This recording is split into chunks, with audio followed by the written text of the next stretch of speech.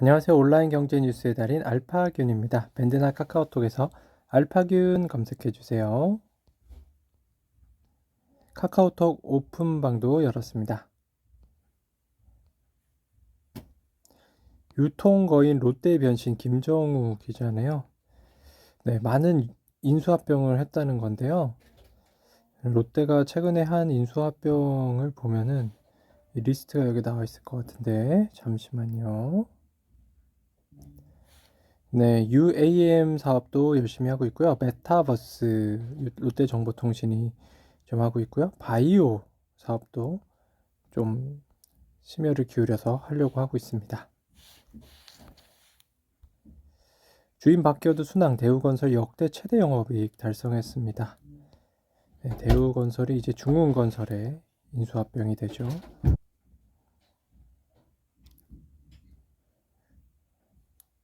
대우건설의 중흥그룹의 매각 작업이 구분응선을 넘었습니다. 두 차례에 걸친 인수합병 협상에서 대우건설 노동조합 측이 요구한 대부분의 조항을 중흥그룹이 받아들이기로 합의한 것인데요.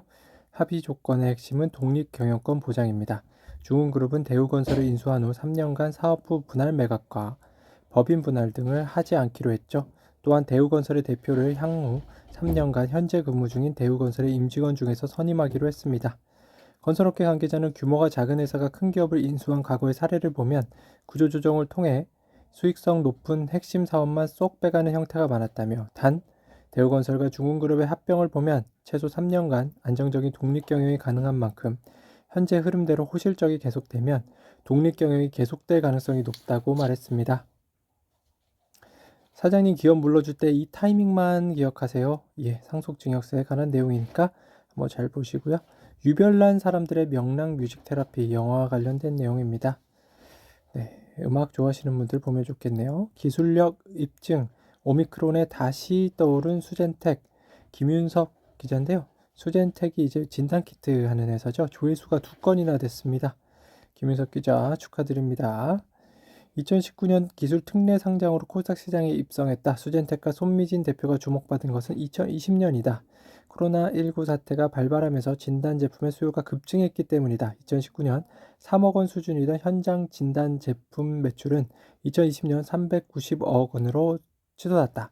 전체 매출의 94.4%가 코로나19 진단키트에서 발생한 것. 수젠텍은 코로나19 사태가 진정되는 모습을 보이면서 다소 주춤하는 모습을 보였으나 오미크론 변이 등장과 확산으로 다시 한번 기술력을 펼치게 됐습니다.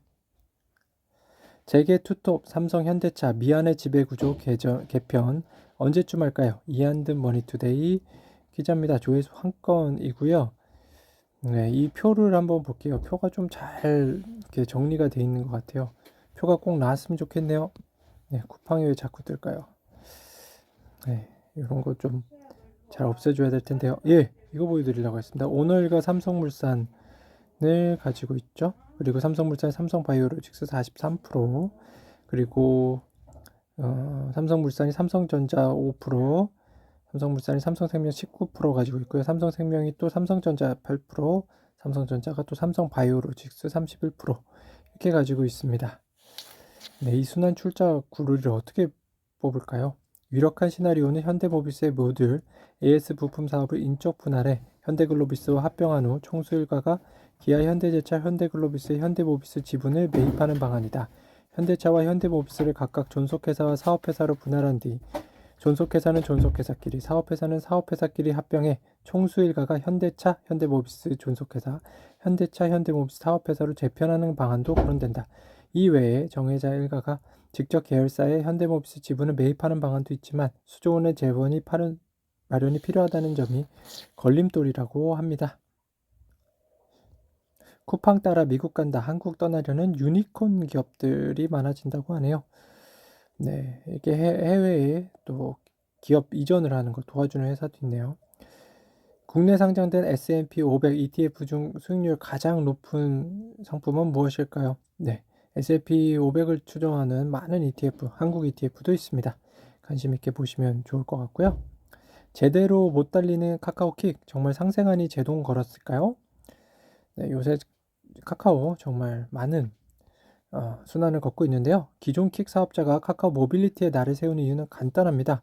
생계가 걸려있는 문제라서인데요. 퀵 서비스는 사람만 태워 목적지만 가면 임무가 끝나는 택시와 견주 상당히 다단한 구조를 갖추고 있어요. 고객, 중개사, 프로그램 회사, 퀵 서비스 기사, 목적지로 이어지는데요. 여러 단계를 거치다 보니 이해관계자도 많습니다. 퀵 서비스의 시작단과 끝단을 자세히 살펴보는데요. 퀵 서비스를 이용하는 고객인 기업 담당자는 전화를 걸고요. 그 상대는 중개사나 또는 주선사라고 불리는 퀵 서비스 회사인데요. 전국에 3천여 개 중개사가 있는 것으로 추산됩니다. 전화를 받은 중개사는 고객의 주문 정보를 프로그램 회사의 공유망으로 넘기죠. 이 공유망은 고객의 위치 중심으로 가장 합리적으로 배송할 수 있는 기사를 배정해주고요. 그제야 배송된 기사가 물품을 받고 목적지에 배달해야 임무가 완료됩니다. 카카오 모빌리티는 이중 중개사와 풀사의 역할을 대신해 고객과 퀵 서비스 기사를 단숨에 연결하겠다는 보관을 가지고 있죠. 네, 마지막 기사네요. 이재훈 마켓컬리에 투자한 적이 있다고 합니다. 네, 이재훈 그는 원조 새벽 배송 업체인 마켓컬리의 초기 투자자로 알려지며 200억 재파 등으로 큰 화제를 모았죠.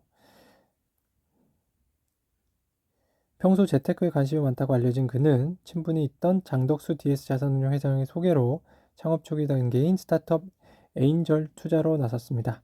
엔젤 투자죠. 그가 투자한 기업 중 하나가 마켓컬리입니다. 2015년 당시 이재훈이 투자한 금액은 적게는 1억 원에서 많게는 3에서 5억 원입니다. 하지만 3년 만에 마켓컬리가 60배로 폭풍 성장하고 2020년 매출 1조 원을 기록하는 등 온라인 식품 배송업체 1위로 우뚝 서면서 이재훈의 수익률 역시 동방 상승했죠. 업계에서는 추정하는 투자 수익률은 150에서 200배입니다.